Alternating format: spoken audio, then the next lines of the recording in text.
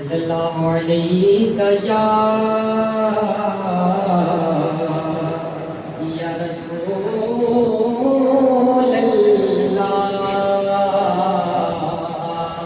وسلم علیہ یا حبیب اللہ خاک سورج سے اندھیروں کا ازالہ ہوگا خاک سورج سے اندھیروں کا ازالہ ہوگا آپ آئیں تو میرے گھر میں اجالا ہوگا آپ آئیں تو حشر میں ہوگا وہ سرکار کے جھنڈے کے تلے حشر میں ہوگا وہ سرکار کے جھنڈے کے تلے میرے سرکار کا جو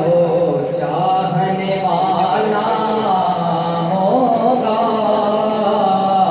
میرے سرکار کا جو چاہنے والا ہوگا آپ آئیں تو جب بھی مانگو تو وسیلے سے انہیں کے مانگو جب بھی مانگو تو وسیلے سے انہیں کے مانگو اس وسیلے سے دھرم اور دوبالا ہوگا اس وسیلے سے دھرم اور دوبالا ہوگا آپ سورج سے اندھیروں کا ازالہ ہوگا آپ آئیں تو میرے گھر میں اجالا ہوگا آپ سورج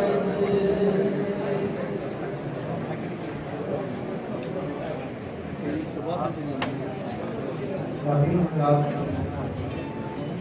آج کی یہ تقریب سعید 14 اگست 1947 کے اس دن یاد دلاتی ہے جب ہمیں ایک الگ تشخص اس علاقے میں عطا ہوا. ہمیں یہ فخر ہے کہ ہم پاکستانی ہیں. یہ وطن ہماری شناخت، ہماری پہچان اور دنیا بھر میں ہمارا مان ہے. لفظ پاکستانی سے ہمارا وہی رشتہ ہے جو کسی تتلی کا پروں سے، پنچھی کا اڑان سے اور آدمی کا اپنے نام سے ہوتا ہے. آج کی اس خوبصورت تقریب کو رونق سے مالامال کرنے کے لیے اقلیت کے جو سرور آوردہ احباب ہیں، عوام ہیں، وہ بھی تشریف لائے ہیں کیونکہ وہ بھی پاکستانی ہیں. علماء تشریف لائے ہیں، وہ بھی پاکستانی ہیں.